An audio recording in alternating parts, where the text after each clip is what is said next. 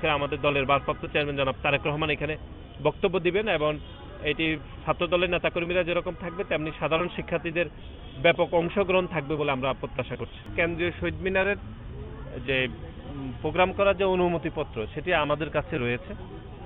সেটি আমরা প্রক্টর বরাবর জুন মাসের 26 তারিখ লিখিত আবেদন করেছিলাম। তারা আমাদেরকে চিঠি দিয়ে জানিয়েছে যে এটি 3 তারিখ অর্থাৎ 3 আগস্টের প্রোগ্রামটি বাংলাদেশ জাতীয়তাবাদী ছাত্রদলই করবে। সুতরাং এখনো পর্যন্ত তো আমরা 100% আমাদের সকল পরিকল্পনা হচ্ছে শহীদ মিনারকে ঘিরেই আমরা এখানে প্রোগ্রাম করব।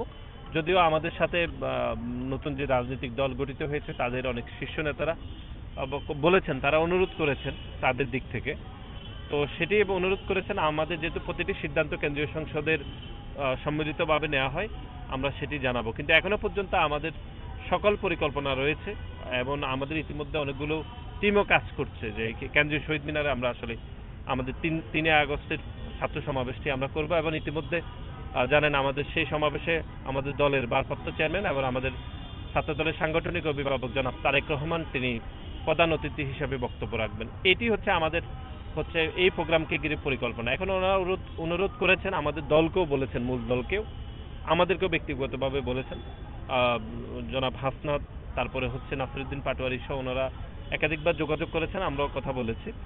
তো যেহেতু সিদ্ধান্তটি আমরা যেটি বললাম সমষ্টিগতভাবে নিতে হবে, কিন্তু হয়তো যদি ওনাদের অনুরোধ রাখা যায় কিনা বা আদৌ সম্ভব কিনা সেগুলো পর্যালোচনা করলে হয়তো বুঝতে পারবো তারপরে। কিন্তু এখনো পর্যন্ত আমাদের সকল পরিকল্পনা হচ্ছে কেন্দ্রীয় শহীদ মিনারকে ঘিরে। এটি আগামীকাল অনুষ্ঠিত হবে। আমাদের কেন্দ্রীয় কমিটি, আপনি জানেন ইতিমধ্যে আমরা প্রেস নোট করেছি, সেখানে বাংলাদেশের প্রেসিডেন্ট সেক্রেটারিরা আমাদের বিভিন্ন ইউনিটে তারা থাকবে, আমাদের কেন্দ্রীয় কমিটির মিটিং হবে, তারপরে আমরা আলাপ আলোচনা করে আমরা সিদ্ধান্ত নিতে পারবো। কিন্তু এখনো পর্যন্ত আমাদের সিদ্ধান্ত আমরা কেন্দ্রীয় শহীদ মিনারে প্রোগ্রামটি করবো এবং তার লিখিত যে দলিল বা লিখিত অনুমতিপত্র আমাদের কাছে রয়েছে যে কেন্দ্রীয় শহীদ মিনারে, এবং প্রক্টর জুনের 26 তারিখে এই অনুমতিপত্রটি আমাদেরকে দিয়েছেন। কেমন প্রস্তুতি প্রোগ্রাম সম্পর্কে আপনাদের যে প্রস্তুতি কতটুকু সম্পন্ন হচ্ছে বা কি কি প্ল্যান রয়েছে? আমাদের সকল প্রস্তুতি ইতিমধ্যে সম্পূর্ণ হয়েছে।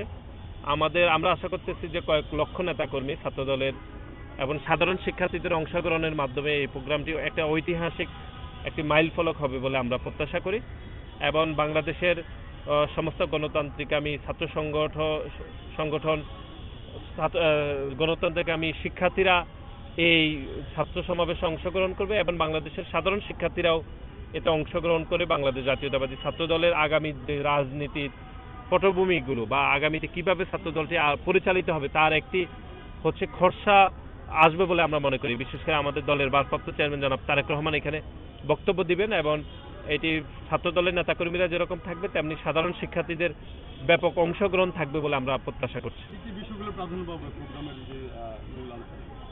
দেখুন, গণ অভ্যুত্থান পরবর্তী সময়ে বাংলাদেশ জাতীয়তাবাদী ছাত্রদল 21 শতক উপযোগী যে মেধাভিত্তিক ছাত্র রাজনীতি বিনির্মাণ করছে, যেখানে আমরা ইতিমধ্যে প্রায় 1600 থেকে 1700 শিক্ষা প্রতিষ্ঠানে আমরা কমিটি গঠন করেছি এবং নিয়মিত শিক্ষার্থীদের মাধ্যমে আমাদের এই কমিটি চলমান রয়েছে। সুতরাং যে মেধাভিত্তিক ছাত্র রাজনীতি বিনির্মাণ করার জন্য আমরা সদা প্রচেষ্টা রয়েছে আমাদের, সেটি নিশ্চয় আমাদের দলের ভারপ্রাপ্ত চেয়ারম্যান আমাদেরকে বাকি নির্দেশনাগুলো দেবেন এবং গণ অভ্যুত্থানে আপনি জানেন যে ছাত্র দলের 142 জন নেতাকর্মী শহীদ হয়েছেন। এরকম একটি গণতান্ত্রিকামী সংগঠনকে আরো কিভাবে গণতন্ত্রের জন্য আরো প্রস্তুত করা যায়, একই সাথে শিক্ষার্থীদের অধিকারের জন্য আরো কিভাবে সদা প্রস্তুত করা যায় সে বিষয়গুলো নিশ্চয়ই নির্দেশনা আকারে থাকবে বলে আমরা প্রত্যাশা করি। ধন্যবাদ।